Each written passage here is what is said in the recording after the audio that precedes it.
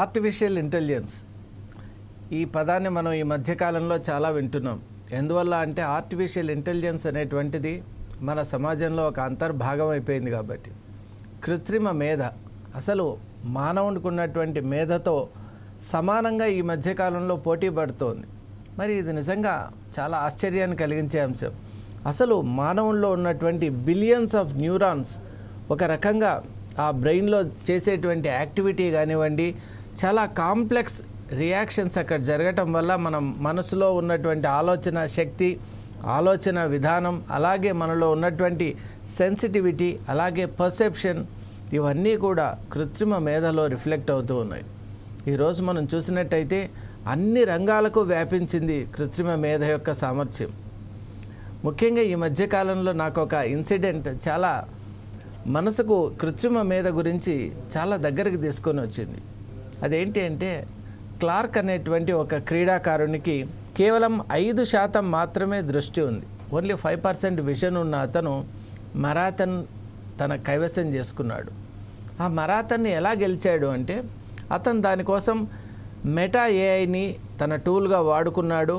అలాగే be my eyes అనేటువంటి app ద్వారా తాను గమనించేటువంటి, గుర్తించేటువంటి, చూడగలిగేటువంటి, అలాగే పర్ఫామ్ చేయగలిగినటువంటి ఒక కెపాసిటీని పెంచుకున్నాడు. మరి ఇది ఒక్కటే చాలు కృత్రిమ మేధస్సు ఎంత దూరం ముందుకు వచ్చింది అని చెప్పడానికి.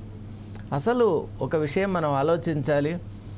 ఈ మధ్యకాలంలో టాస్క్ అనేటువంటిది 2 రకాలుగా ఉంటుందండి. ఒకటి రిపిటేటివ్ టాస్క్, అంటే it is continuously happening in the same way. అలా కాకుండా ఒక స్ట్రక్చర్డ్ యాక్టివిటీ అని ఇంకో విధంగా ఉంటుంది. ముందేమనుకున్నారంటే కృత్రిమ మీద కేవలం రిపిటేటివ్ టాస్క్ విషయంలో మాత్రమే ఎఫెక్టివ్గా ఉంటుంది అని అనుకున్నారు. కానీ ఈ మధ్యకాలంలో మనం చూసినట్టయితే స్ట్రక్చర్డ్ యాక్టివిటీలో కూడా, అనలిటికల్ యాక్టివిటీలో కూడా, అలాగే కోగ్నిటివ్ యాక్టివిటీలో కూడా అద్భుతమైనటువంటి ప్రతిభను సాధిస్తోంది ఆర్టిఫిషియల్ ఇంటెలిజెన్స్. మరి మనం చూసినట్టయితే అనేక రంగాల్లో, ఈవెన్ సాఫ్ట్వేర్ టెస్టింగ్ అటువంటి కీలకమైన రంగాల్లో కూడా, సైబర్ సెక్యూరిటీ అటువంటి రంగాల్లో కూడా మానవునితో సమానంగా కృత్రిమ మేధ అనేటువంటిది పోటీ పడుతోంది. ఇక డేటా ఎంట్రీ విషయంలో అయితే ఎర్రర్ ఫ్రీ, 0 ఎర్రర్ మనం చెప్పొచ్చు అటువంటి డేటా ఎంట్రీస్. అలాగే మెడికల్ డేటా రికార్డింగ్ కానివ్వండి, అలాగే ప్రోగ్రామింగ్ కానివ్వండి, కోడింగ్లో అబ్సల్యూట్లీ అంటే మనం జావా, పైథాన్, ఇటువంటి HTML లాంటి హై లెవెల్ లాంగ్వేజెస్ ఎప్పుడైతే మనం తీసుకుంటామో, మోడర్న్ లాంగ్వేజెస్, అసలు మనం అడిగిన ప్రోగ్రామింగ్ను క్షణాల్లో మన ముందు ఉంచుతోంది. అలాగే మనకు కావలసినటువంటి వేరియేషన్స్ను కూడా చేసి చూపిస్తోంది. వీటన్నిటిని మించి మనం ఊహించని, ఎక్స్పెక్ట్ చేయనటువంటి పాత్వేస్ను, అవెన్యూస్ను కూడా మనకు చూపిస్తోంది. ఈ మధ్యకాలంలోనే ఒక కాంప్లెక్స్ ప్రాబ్లమ్ను, మ్యాథమెటికల్ ప్రాబ్లమ్ సాల్వ్ చేసేటువంటి విషయంలో ఏఐ హెల్ప్ తీసుకున్నాం. అప్పుడు నిజంగా ఈ ప్రాబ్లంకు సంబంధించినటువంటిది కాకుండా కాంప్లెక్స్ ఈక్వేషన్స్కి సంబంధించి ఫ్యూచర్లో మనకు వచ్చేటువంటి డౌట్ను కూడా అది వ్యక్తం చేసి దాని సొల్యూషన్ కూడా ఇవ్వగలను అని చెప్తోంది. అలాగే మనం లీగల్ ఫీల్డ్లో కానివ్వండి, అడ్మినిస్ట్రేటివ్ ఫీల్డ్లో కానివ్వండి, ఎవరైతే కోర్టుకు సంబంధించిన అంశాలను మనం ఎలా తీసుకెళ్ళాలి, దాంట్లో ఎలా ముందుకెళ్ళాలి, ప్రొసీజర్ ఏంటి, పిన్ టు పిన్ అక్కడ చూపిస్తోంది. అలాగే మన అడ్మినిస్ట్రేటివ్ డిపార్ట్మెంట్స్లో జరిగే ప్రతి పాత్వేను కూడా మనకు రిఫ్లెక్ట్ చేసి చూపిస్తోంది. వీటన్నిటికీ మించి దీని తరువాత నెక్స్ట్ స్టెప్ ఎలా ఉండబోతుంది అనేటువంటి విషయాన్ని కూడా చెప్తోంది. అది నిజంగా ఏఐ యొక్క ఒక రీసెర్చ్ టూల్ ఇంత పరిణితి సాధించడం చాలా ఆశ్చర్యం కలిగిస్తుంది. మరి ఒక విషయంలో అయితే ఏఐ యొక్క ప్రోగ్రెషన్ ఈ విధంగా ఉన్నప్పుడు, మరొక కోణం ఈ మధ్యకాలంలో మనం చూస్తున్నాం.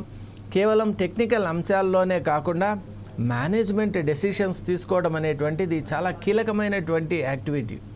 సుదీర్ఘమైనటువంటి అనుభవం, విషయాలపై పట్టు, పిన్ టు పిన్ ప్రతి ఒక్క విషయాన్ని గుర్తించగలిగే శక్తి, అలాగే అందరినీ కలుపుకొని పోయేటువంటి సామర్థ్యం, ఇలా ఉంటేనే ఒక అద్భుతమైన సీఈఓగా రాణిస్తారు.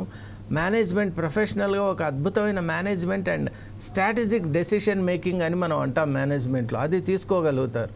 కానీ ఈరోజు ఏఐ దాన్ని చక్కగా చేస్తోంది. దానికి నిదర్శనంగానే ఇప్పుడు యుఎస్లో మనకు అత్యంత పెద్ద ఈ నెట్వర్క్ అయినటువంటి వాల్మార్ట్ సీఈఓ కానివ్వండి, అలాగే కోకోకోలా సీఈఓ కానివ్వండి, వాళ్ళందరూ కూడా తమ పదవులకు రాజీనామా ఇచ్చారు. వాళ్ళు ఒక పాజిటివ్ స్పిరిట్తో వెళ్ళారు. కోకోకోలా సీఈఓ 2017 నుంచి ఆయన సీఈఓగా ఉన్నారు. కానీ ఆయన ఏమన్నారంటే ఏఐ చేసేటువంటి నిర్ణయాత్మక విషయాలు, ఆ నిర్ణయాత్మకమైనటువంటి శక్తిని తట్టుకోవాలి అంటే అది కేవలం యువతరానికి మాత్రమే సాధ్యం. కాబట్టి నేను ఈ పోస్టును అటువంటి యువతరంలో ఉన్నటువంటి ఎక్స్పర్ట్స్ చేతిలో ఉంచితే కనుక తప్పక ఈ పొజిషన్ నుంచి అద్భుతమైన డెసిషన్స్ వస్తాయని నేను భావిస్తున్నాను. కాబట్టి నేను వైదొలుగుతున్నాను అని ఒక అద్భుతమైన పాజిటివ్ స్టేట్మెంట్తో ఆయన వైదొలిగారు. ఇలాంటి ఆశాజనకమైనటువంటి స్టేట్మెంట్తోనే వాల్మార్ట్ CEO మెక్మిలన్ కూడా అలాగే చెప్పారు. ఇప్పుడున్న ఛాలెంజెస్ను, ఇప్పుడున్న కండిషన్స్ను, ఇప్పుడు మనం మామూలుగా మేనేజ్మెంట్లో స్వాట్ అనాలిసిస్ చేస్తాం. Strengths, weaknesses, opportunities and threats అని స్వాట్ అనాలిసిస్ చేస్తాం. PERT అండ్ CPM మోడల్స్ని యూజ్ చేస్తాం. కానీ AI కనుక తీసుకున్నట్టయితే the complete spectrum, the bouquet of the సొల్యూషన్స్నే మన ముందు ఉంచుతోంది. కాబట్టి we can readily choose from them. అంతటి అద్భుతమైన సామర్థ్యం కలిగి ఉంది. మరి ఇలాంటి నేపథ్యంలో మరి జాబ్ విషయంలో కూడా చాలామంది భయపడుతూ ఉన్నారు. ఎందువల్ల అంటే AI రావటం వల్ల జాబ్స్ విషయంలో ఎటువంటిది. నిజంగా కూడా AI ఒక కొత్త ప్రపంచాన్ని సృష్టిస్తోంది.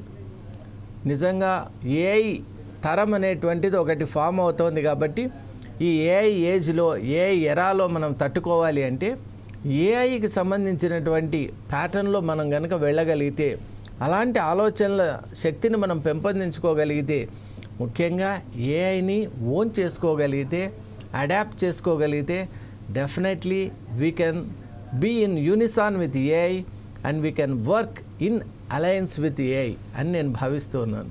Thank you so much.